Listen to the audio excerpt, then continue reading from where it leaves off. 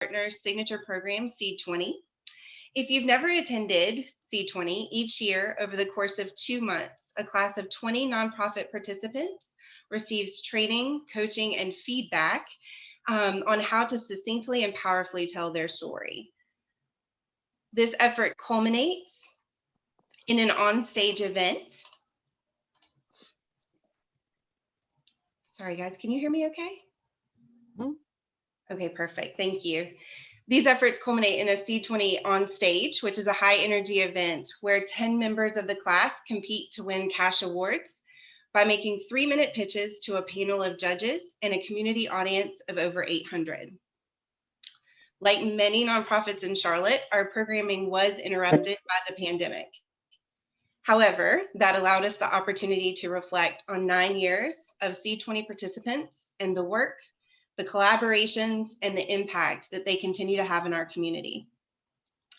For this season, we had applications from all 9 years of programming and have enjoyed our look back and time with all of them.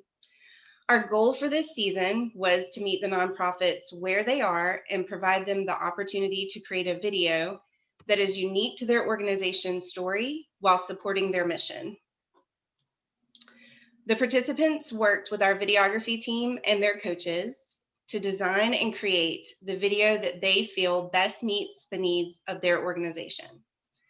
While we always wish that we could be in person with them, we're thrilled to provide you this closer look at our alumni and their updated nonprofit stories. So the good news, we look forward to the return to the stage in 2022. We're very excited to share a little bit later our on-stage date that we have confirmed. So really excited to be back on stage with everyone. I know so many of you were sharing your special memories as we started. So really excited to be back with all of you. Thank you for the ongoing commitment of our sponsors, Re-Emprise Fund, Ally Bank, Cardinal Innovations Healthcare, McGuire Woods, and Beacon Partners. Also, a huge thank you to our SVP Partner Steering Committee for this season, lead partner Debbie Darden, Jennifer Davis Martin, who you heard sharing the memories at the beginning, Scott Brennan, and Michelle Amoroso. A quick note that our event this evening will be recorded, and we welcome you to share it out with your networks after the event. Our plan for tonight is to meet the final 3 of the 9 selected nonprofits, view their video premieres, and have time with each of them to discuss their organization, and also provide you time at the end to ask questions of all of our nonprofit presenters. We want to take a quick moment and wish everyone a happy Earth Day today and share that we will have a Seed20 alum that works in the environmental space daily joining us later this evening. Without further ado, I'm excited to introduce to you Hannah Arrowood with Present Age Ministries, Natalie Fraser Allen with the Arts Empowerment Project, and Kim April with Feeding Charlotte.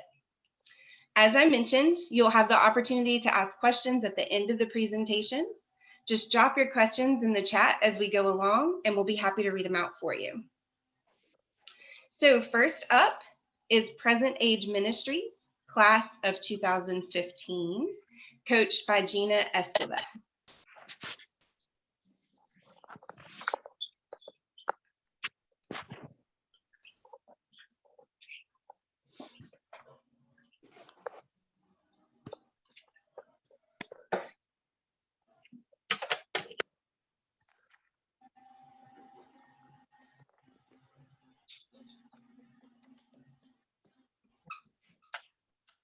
Can you all hear the volume? No. Okay. I'm sorry. Hold on just a moment. We'll reset.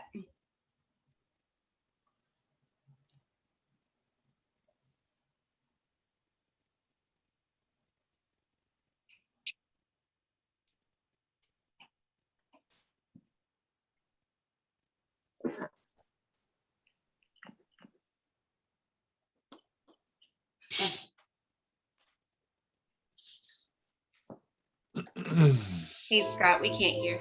There we go. Perfect. Thank Every you. morning, I wake up to my reality. My realities include navigating through normal teenage stuff, like family dynamics, school, and relationships.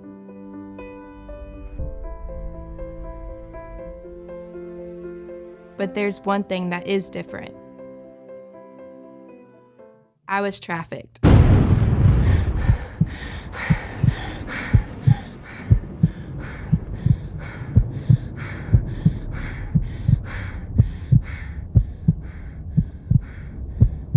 The memories, impacts, and effects don't just go away, but something powerful happened when I realized I wasn't alone. As a survivor of sex trafficking, every day can be hard. Some days, the things I experience overwhelm me and it feels suffocating. My people at present age have been critical on my journey of healing. They are my lifeline. Each person has given me hope that encourages me to take the next step on my journey. Every day is an opportunity for me, and every day is an opportunity for you. Every day is an opportunity to join me and others like me on our journeys.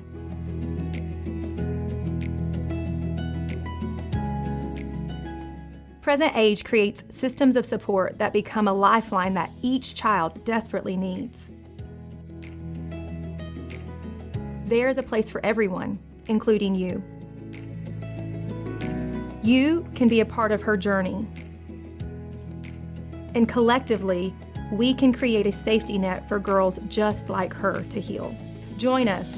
Together, we can rebuild trust, restore hope, and redefine love, one life at a time.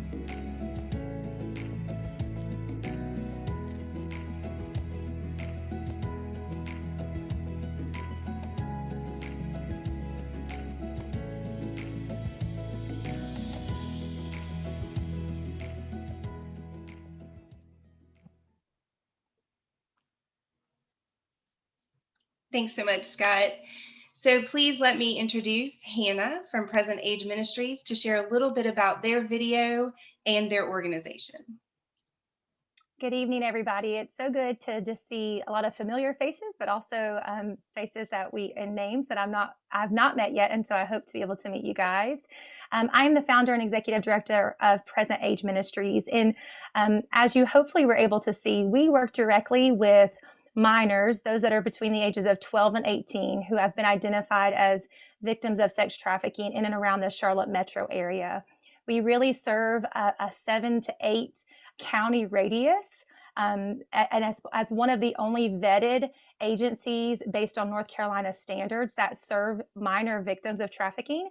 One of the things that's very important to us is to be able to help explain the stories of the individuals that we get to serve and the many layers and the facets and dynamics that go along into providing a system of support that allow these young girls their journey of healing. And so our video, we worked really closely. Rodney his team was a great support for us to try to help capture those normal realities of a teenage girl, but also how those normal realities get interrupted when they experience such complex trauma and such horrific things as they learn to navigate through those realities on their journey of healing. So we're very excited to be here with you guys tonight, and I'm looking forward to just the questions that maybe that people have, but also to see what all the other the nonprofits that will be here tonight, also what they're accomplishing. We're really, really pleased to be here tonight. Thanks, Hannah.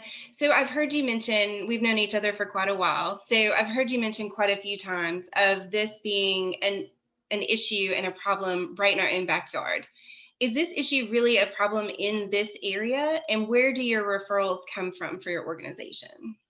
Absolutely, Heather. So one of the things that we try to help people understand is that North Carolina ranks, it fluctuates anywhere from 6 to 8 to 10, back and forth around, but it ranks always in the top 10 states for trafficking across the United States. And so the prevalency lands us with Charlotte being the #1 city in North Carolina. And so for us, we know this to be our reality. And so when it comes to referrals, we've spent the last decade building relationships with key partners, such as, of course, law enforcement, both local, state, and federal, but also from healthcare systems, Atrium Healthcare, Novant Healthcare, our school systems, Mecklenburg County, Cabarrus County, Iredell County, Union County, you name it, the counties surrounding, as well as places like our child advocacy centers, Pat's Place, and up in Cabarrus County, and different entities like that, because our juvenile justice system, we don't want to forget them.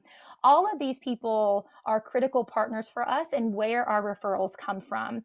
And so depending on the year, we can gauge where the referral rates are coming from. But collectively, every year we have referrals from all of those entities, because through our training efforts and through working that collaborative efforts, we now are getting better at identifying victimization. And so when a potential victim is identified, a referral can be made, and that those services and support can be put in place for that child and their family. So it does sound like you have a lot of support in place and a lot of different pipelines to support these girls. How can someone support this fight against trafficking and reduce the negative impact? Absolutely. So hopefully in the video you can see, while there are key players, of course, you can't do law enforcement's job. You can't be a doctor or a nurse. But the journey that we know in working directly with survivors, we will work on average with a young lady and her family 18 months. And so there is this extensive time that we spend with this child and this family. And so there's a lot of volunteer opportunities around each child. That comes from mentorship, tutoring, providing transportation, even being trained to be a foster family and a placement option for this child. And so there's a lot of dynamics and ways that we need the community to back us, so that we can continue to provide the level of support and this continuity of support that's so desperately needed for each client that we work with. And so there's a place for everybody, whether you're male, female, younger, old. And these are just ways that you can be involved directly when working with clients. And Present Age has other opportunities, from prevention to training and advocacy, that people could get plugged into. And so we want just to help people recognize that there's a place for everybody, and really find in their niche so that they can get involved. Thanks so much, Hannah. Just a reminder, if you do have questions for any of our nonprofits, we are going to have a formal Q&A session at the end as well. You can hold on to your questions until then if you'd like, or again, you can go ahead and just drop them in the chat. I know we have a few people that just joined us, so just as a reminder. Next up is the Arts Empowerment Project, who is the class of 2014, coached by Jared McKiernan.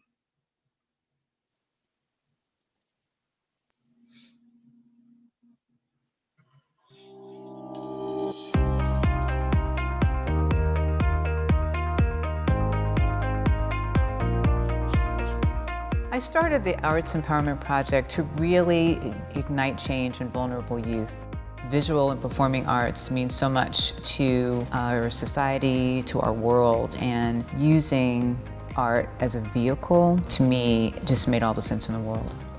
Even when students are not striving to be artists, that's not the point of our program. Art classes are more than just the classes that people see in the brochure or on our website. It really is a path to hope, a path to future possibilities, and a path that children can take that they normally would not have access to. We screen children who refer to us. We match them with programs that interest them and fund their participation. Our flagship programs and connections to existing arts programs not only help create a refuge for our children, it's truly a way to create new opportunities and help change lives. Before Arts Empowerment, the program, I do not think I would have had the opportunity to go to the culinary school. I probably wouldn't have much knowledge about it at all. The culinary bootcamp class was a class that helped youth explore in the kitchen and be able to try different techniques. Cooking to me is my passion. I feel it in my bones, I feel it in my spirit.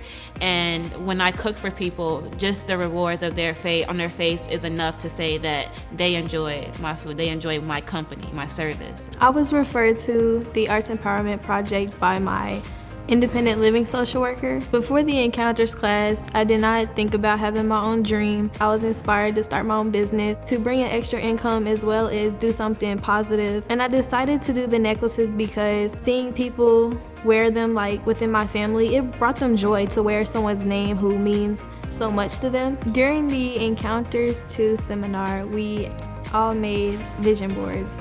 A vision board was something I never thought about doing myself until I was with my peers. I would tell just about anybody I know for sure to get involved with the Arts Empowerment Program, simply because it's just another way to be a part of something bigger than yourself. We also want to create resilient children. The social capital part of that is so important, giving kids connections to the culture that exists in Charlotte. Students that we serve are just a fraction of the kids that we really could reach.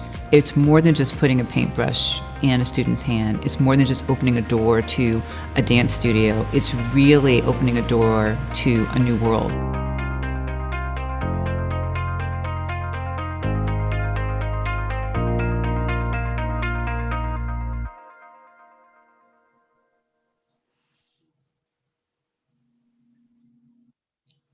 Thank you. Please welcome Natalie from the Arts Empowerment Project. Good evening, everyone. It's a pleasure to be here. I'm so happy and thankful to Social Venture Partners for the support, and to Rodney in particular for doing our video. Just wanted to really bring home the fact that every year, thousands and thousands of children in Charlotte are facing abuse, neglect, and bullying and community violence. And so many children are often trapped in challenging situations without immediate access to solutions or a way out or resources and opportunity. And students suffer imaginable harm and trauma, and may turn to gang violence. They may turn to drug, alcohol abuse, just depression. And we feel that arts is a way to help attack and address the systemic violence that our children are suffering all around them. 60% of children in national surveys have reported that they are victims of some type of violence. They are 1 out of 5 students are subjected to sexual abuse before their 18th birthday. So many children cite violence as a way of completely depressing them, but art as a way out. Students with access to art in high school are 3 times more likely to earn a bachelor's degree, and kids without art are 5 times more likely not to graduate from high school, to become graduates of high school. And so we're building resilience in children. We're leading children to opportunity through the arts. And we're really attacking adverse childhood experiences where children who are exposed to abuse, neglect, and dysfunction will have art as a refuge. I think we saw during the pandemic how many of us turned to art, but art is also very expensive. It's being taken out of schools. And we are providing scholarships to students through 5 of our flagship programs, and we're partnering with existing organizations. So it was not to recreate the wheel. We're providing scholarships to existing organizations. So we have wonderful partners, community partners, we have arts partners, and it has provided our kids with really a protective factor, which is very important, has been cited by so many professionals in the field as something that's critical. So the kids who are in the system, whether they be court-involved kids who are in foster care or kids who are in the justice system, they have a way to live and to thrive and not just survive the system that they're in. And as a lawyer, as a former prosecutor of domestic violence cases, and as a person who's done policy and child advocacy work, I've seen kids who feel like there's no way out, that there's no future for them. They're just waiting in the wings, and we want to give them wings. We want to give them that encouragement, and arts has a special way of doing it. It's a universal language that we can all relate to. Visual and performing arts are just the way that we feel kids can elevate and find a window to a new world, really, and voice a positive voice for many of the trauma that they're feeling. And we're so happy to have over a dozen arts partners working with us to help make this a reality for so many kids. Thanks so much, Natalie. Can you speak just a little bit to your enrollment process for your students? Sure. Our enrollment process really is from professionals in the field, social workers, teachers who are familiar with the student's background, and judges in the court and social workers. We need to make sure that the kids that we have who are referred to us have readiness to participate. We don't want kids who are going to experience any kind of really trauma or maybe triggering, depending on what we're exposing them to. They should have readiness to participate, and professionals are the best people to judge that readiness, because many of our kids are coming from different backgrounds. And so we take kids on referral through a system. You can go on and log on to our website and log in, and we have our team looking through those referrals and placing kids to match their interests, and we fund their experiences at no cost to them. All right. Thank you so much, Natalie. Finally, we have Feeding Charlotte, who was in the most recent class of 2020, coached by Beth Carroll.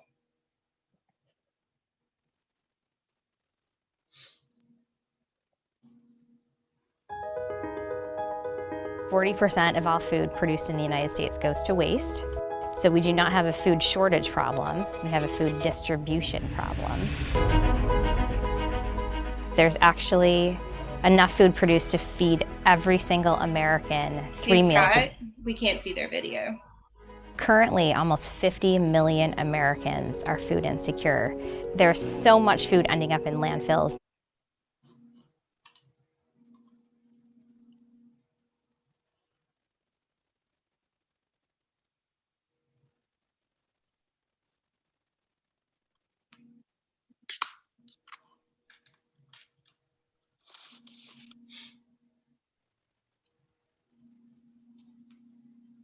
Thanks for hanging in there with us, guys. Sorry about this. Scott and I may have bragged earlier that we have not had any glitches in the past 2 events. Oh, you should have knocked on wood, man. I did. I promise. 40% of all food produced in the United States goes to waste. So we do not have a food shortage problem, we have a food distribution problem. There's actually enough food produced to feed every single American 3 meals a day. Currently, almost 50 million Americans are food insecure. There's so much food ending up in landfills that should not be there. In 2020, which was our first year of operations, we rescued over 50,000 pounds of food and kept it out of the landfill. That equates to 42,000 meals. Feeding Charlotte is more than an organization. We're actually a movement in the battle of food waste, and there are so many ways to support this movement. We can sign people up to be food rescuers. People can connect us with dining halls, caterers, institutions that have surplus food, follow us on social media, or visit our website, feedingcharlotte.org, just to stay in the know of what we're doing. Being affiliated with Johnson & Wales, we partner with Feeding Charlotte as a way to provide service for overproduction of food as opposed to throwing it away. The people that, when they come, the volunteers come and pick up the food, they are beyond happy to get donations from us, and we couldn't feel better. Volunteers are extremely important to this process. We need food rescue drivers to take the food, pick it up, and deliver it to the receiving organization. And we're also always looking for monthly donors. I was looking for an organization that really spoke to me. So as a former teacher, I've seen a lot of kids suffering from food insecurity, and this is a way I could give back and help my students. Feeding Charlotte is a blessing. You know, you can't receive your blessing if your hand is closed. You got to open it up. And I'm always about trying to help somebody, because somebody helped me. So our tagline is, food is love, not waste. Because we feel that this food, this amazing food prepared by some of the most well-trained chefs in Charlotte, should go to every single person. We truly believe that food is a connector. How many families gather around tables for meals, and that's where you hear the laughter and the love. And it instills dignity. 1 in 6 households with children aren't sure where their next meal will come from. Having a hot meal means a lot. To me, it means a lot because food makes me happy. It makes me feel good when they are getting the food that they, need. And I just thank God for Feeding Charlotte.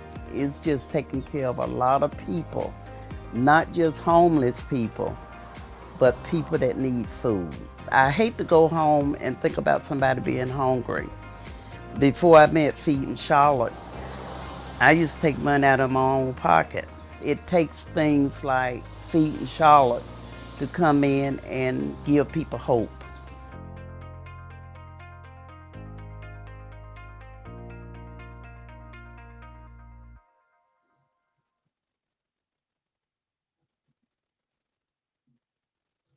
Thank you. Everyone, please meet Kim from Feeding Charlotte. Hey, everybody. So great to be here. Thank you so much, Social Venture Partners, Rodney, Beth, and Scott.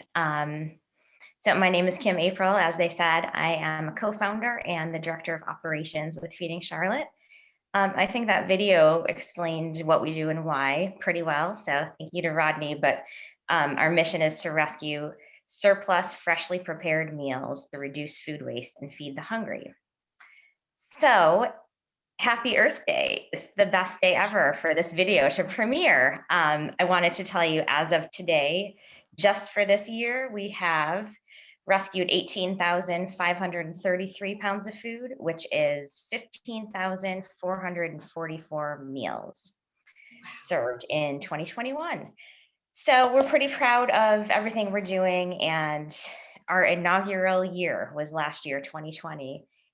Which we got to participate in C20, which was absolutely amazing. We came in second place, and that enabled us to recently purchase this food rescue software that we are about to roll out. We're super excited about it. It's going to connect food donations with food receiving organizations and volunteers, automatically match them.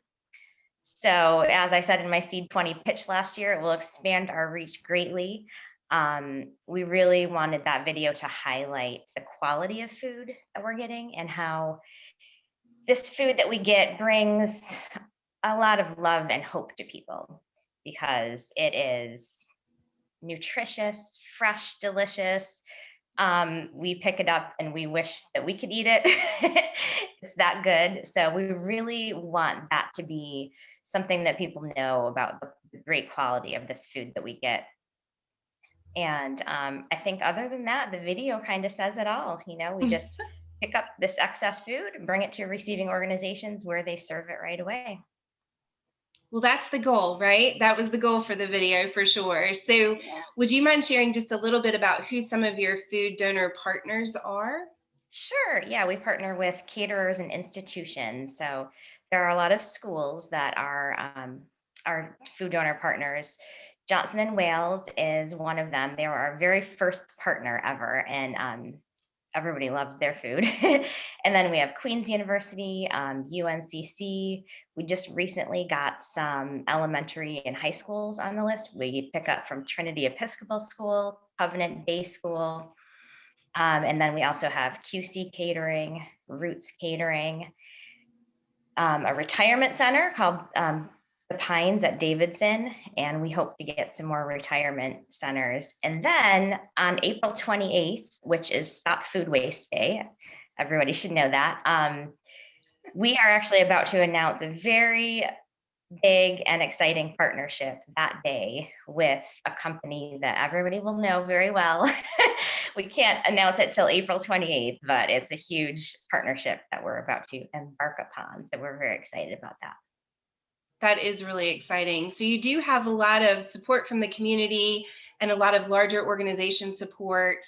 If you're somebody that cares about the planet and hungry people, and you were as taken aback as I was the first time I heard you share it last year from these numbers that are staggering, how can they help Feeding Charlotte? Well, since we're such a new organization, we need a lot of, we kind of need help in every way. As you can see from the video, volunteer food rescue drivers are imperative to what we do. So we need volunteers, and once this software rolls out, next week, actually, people will be able to go onto our website and register as a food rescue driver there. So we need a lot of food rescue drivers to get this food to where it needs to go. And honestly, we really do need money. I mean, that's, to be honest, we have a very limited budget right now. And so sometimes that kind of hinders our goals. I mean, eventually we want to be rescuing 1 million or more pounds of food a year. So we kind of need money to get there. This new software we have costs money, and we need to maintain it. So we are always looking for individual corporate donors. We have some events coming up that we need sponsorship for. And so mostly those two things, I would say. That sounds good. Like Debbie says, it's always okay to ask for money. Yeah. Absolutely. All right. Well, thank you to our 3 nonprofits. Again, they're going to join us back in just a little bit for a Q&A session. At this time, we'd like to give everybody a little bit of a break and do a quick poll. And we'd like to ask you, what does C20 stand for? Has anybody thought about that? I mean, the 20 is kind of obvious, but what is the meaning behind the seed piece of it? You guys let me know. You should have it popped up on your screen. And Kristen, if you'll read results off to us, this one's always kind of fun.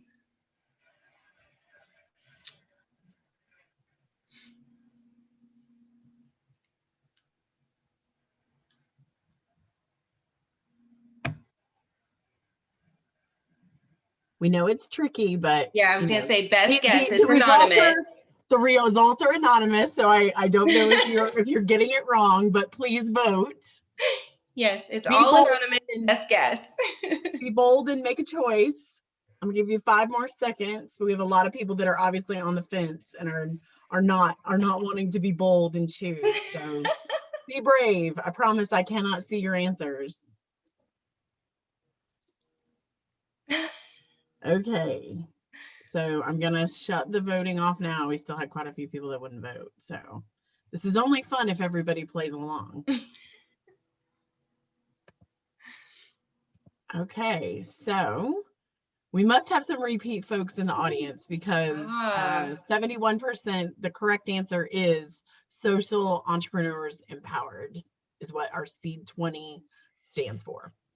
Either that or they did their homework, right? All right, thanks for playing along with us. At this time, I'd love to introduce you to our Seed 20 2021 lead partner, Debbie Darden. She's going to share a little bit about the unique collaborations that come out of the Seed 20 experience.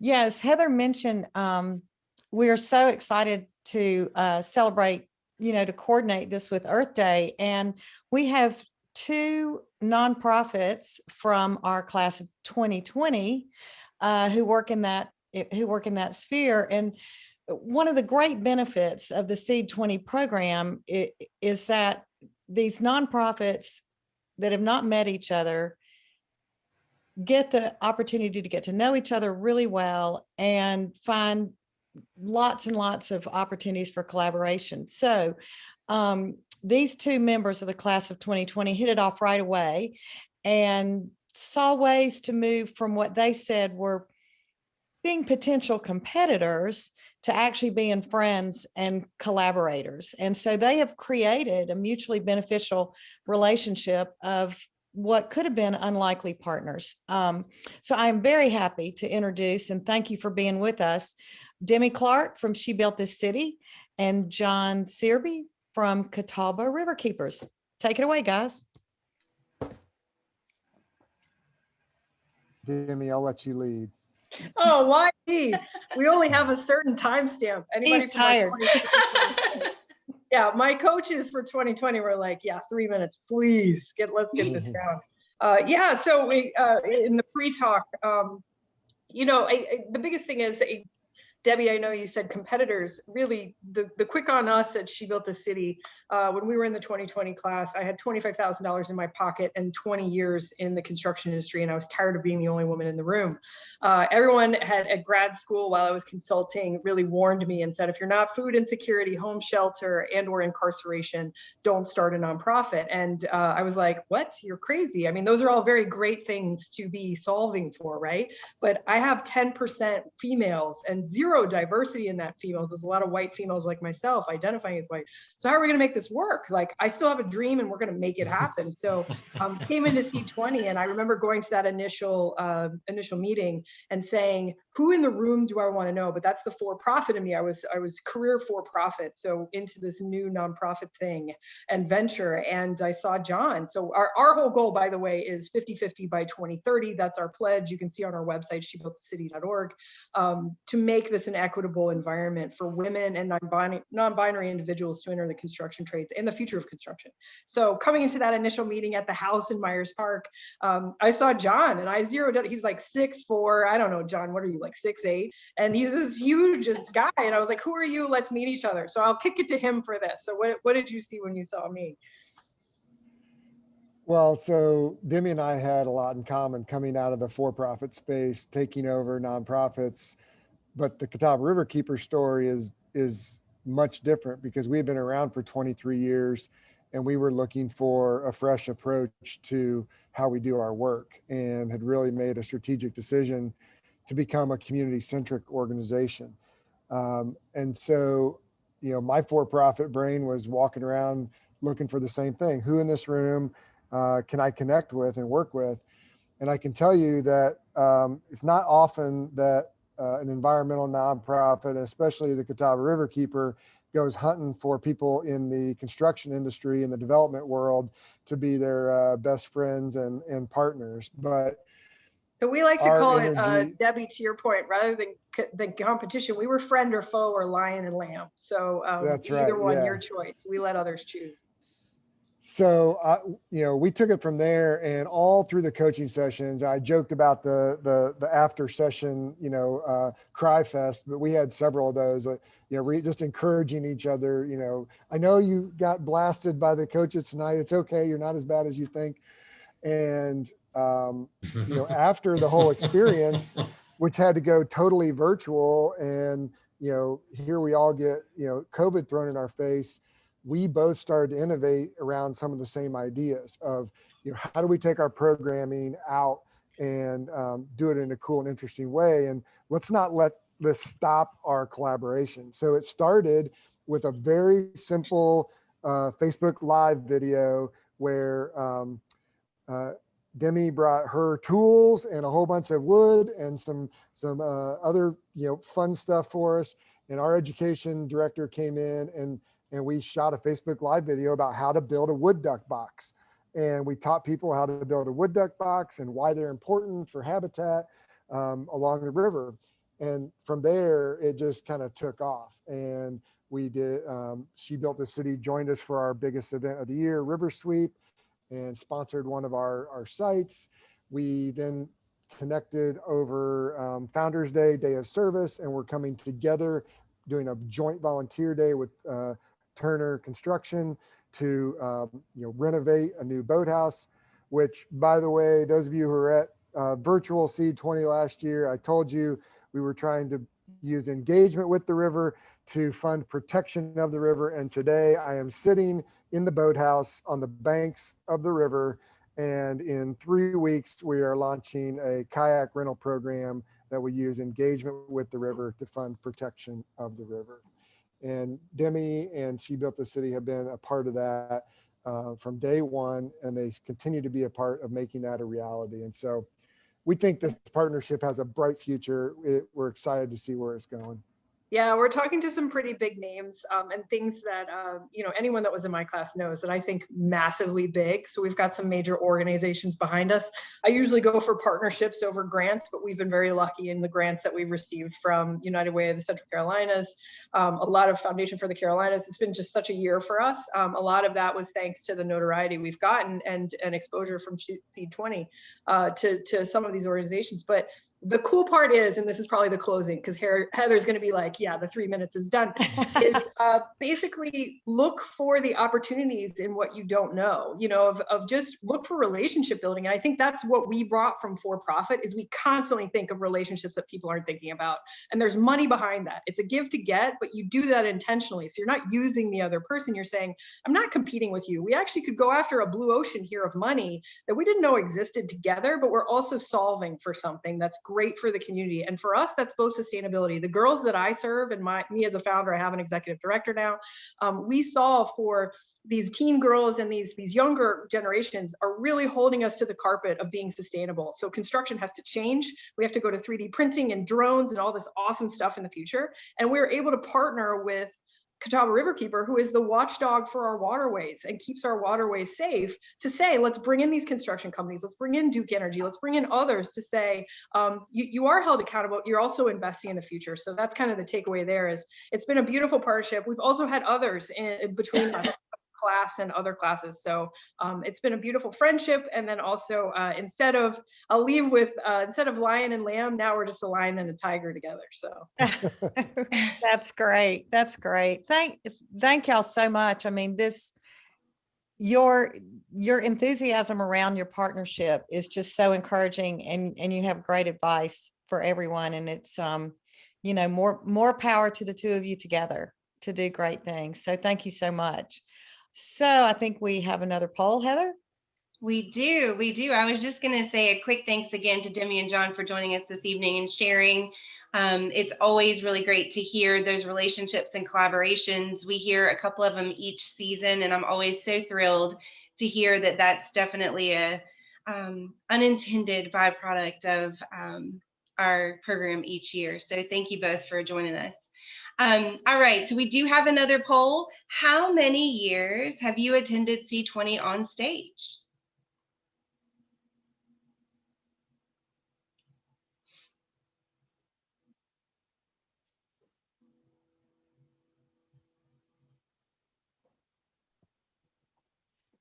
Since we haven't been in existence for 10 years, you can still use your fingers. I don't know what we're going to do after next year. Go to the toes, I guess.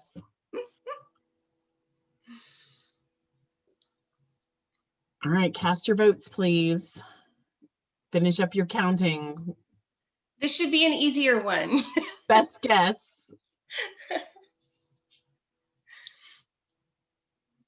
Okay. So we've got 45% that are newbies like me who can't wait to go and hear all the awesome things about being in the night theater. 36% 1 to 3 years, 6% 4 to 6 years, and 12% 7 to 9 years. All right. Thank you. So we're going to go ahead and move into our Q&A. I have seen a lot of conversation going on in our chat, but anything that you'd like to go ahead and ask our nonprofit that presented and shared their video with you this evening, now would be the time to do so. You can just drop them in the chat and we're happy to read them out.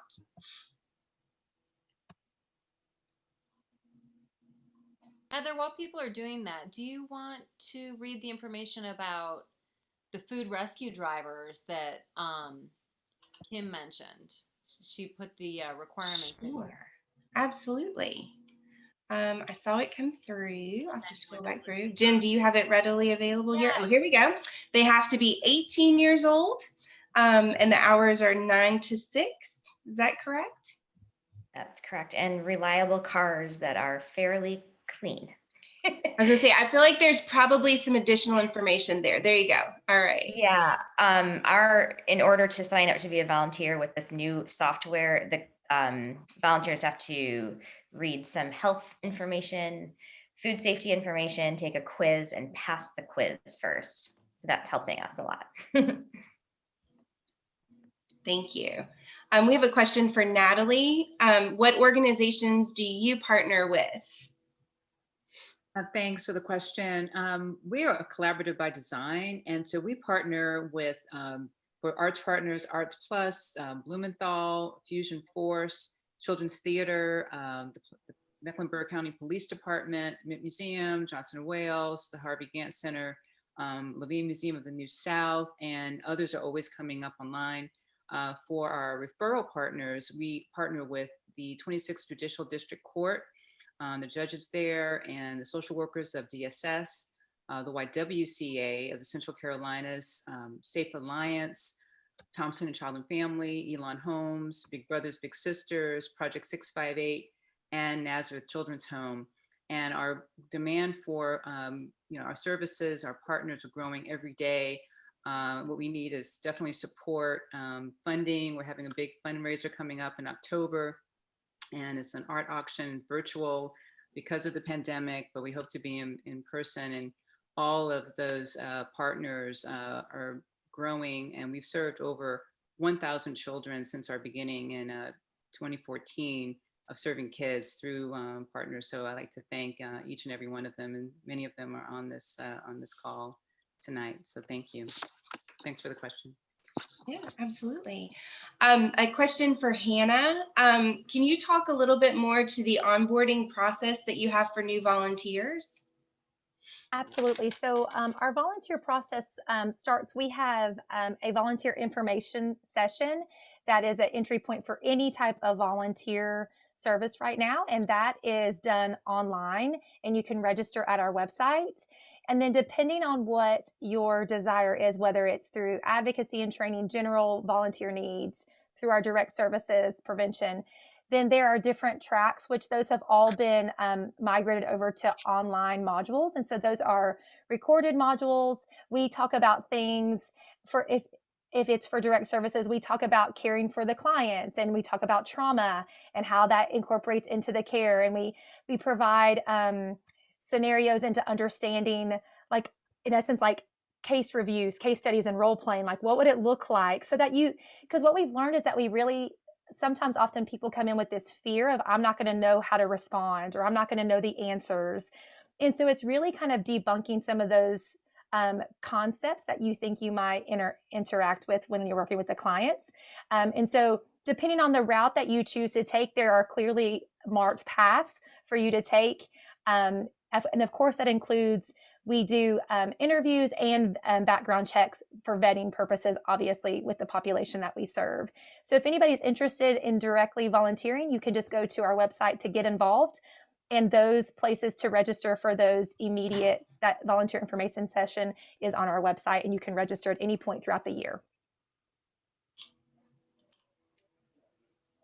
Thanks so much, Hannah. Thanks, Heather. All right, everybody, any additional questions? Hey, Heather, I think I had seen a question, or at least maybe I misinterpreted a question for Kim, in terms of, she talked about who she partners with to receive, who Feeding Charlotte partners with to receive the food donations. But Kim, could you elaborate a little bit more on where you take the donations and who are the recipients of the donations? Definitely, yes. We do have a lot of churches that serve the people in their community, either one meal a week or several meals a week. And then, so a number of churches, and we try to really focus on some pockets of Charlotte that aren't already heavily served. We find these little churches where the people who work there just know their community so well and know who needs food and where to give it to them and how to do it. And they've all done an amazing job during this pandemic, still serving the people who need food, as opposed to having everybody come in at once. They have thought of very innovative ways to get this food to people. And then in addition, we give food to Safe Alliance, the relatives, Salvation Army Center for Hope. There's very many, too many to name, but right now we have about 13 receiving organizations that we're working with. We've had some various other ones over time, but we're also always looking for new receiving organizations. Thanks, Kim. I would like to take just a quick moment. Thank you all for your questions. Again, you will receive a replay of this event, as well as all of the contact information for our presenters tonight. So I'd like to take just a quick moment to thank our video partner. You've heard his name quite a lot this evening, Rodney Scott, for his time and dedication to the program this year. He has been an amazing addition to our C20 team over the years from a photography standpoint. And so we were thrilled to have him for this unique year for video production. He has taken each unique vision and created a product that each nonprofit can be proud of. Rodney, do you want to say anything? Not to put you completely on the spot, but just a huge thank you. Let me unmute. There we go. Yeah, I would like to say one thing. Again, forgive the voice with the allergies. I would say this, some of the live streaming situations we have where there's high volume, some of you on your computers may have noticed some lagging or jumping in the videos. Some may not have, depending on that speed. So on that technical note, if you have run into that, the videos and all 9 participant videos will be available to watch for you, I'm sure within their own websites and C20's connections. But as another option, they are all on Vimeo. So if you want to just in the search bar, look for the organization's name, they will be available there. Perhaps if you did have some of those issues, they will be able to be viewed a little smoother there. Some of you may not have. So I just wanted to address that in case you were wondering what might be happening on your connection. Other than that, I want to say thank you to all of the organizations. It's been a great honor to be involved. I look forward to making more memories with all of you and providing more media for all involved with C20. Thank you for a great experience. I really appreciate it. Thanks, Rodney. And thanks again to our sponsors whose support has enabled us to provide this program for our alumni. We really could not do it without them. We are also thrilled to offer monthly workshops for all 160 of our alumni from our community partners. Charlotte is Creative, Brown Cow Web Design, Michelle Bowden with WCNC, Tamara Park with Story Now, and the Charlotte Podcast Network. If you're interested in hosting a community workshop for this network of high impact nonprofits, you can reach out to me directly. Finally, a reminder that C20 is a program of Social Venture Partners, or SVP as it's commonly known, here in Charlotte. And SVP passionately attacks social and economic inequality and promotes nonprofit innovation through programs like C20 across the Charlotte region through venture philanthropy. So please reach out to our executive director, Kristen Beck. You've heard her voice a couple of times tonight if you'd like to learn more about joining us at SVP. So you can stay connected with C20 throughout our website and our social media in the coming months, because as I mentioned, we are going to launch into our 10th year of programming, and we'll be returning to the stage in our onstage event on April 7th of 2022. So thanks again, everyone, for joining us this evening. We're thrilled to have you join us, and I'm really excited. Thanks again to Demi and John for joining us, and for all of our nonprofit presenters. Everybody have a great evening. Great job. Thank you. Thank you. Good night. Thanks. Bye, everybody. Bye. Bye.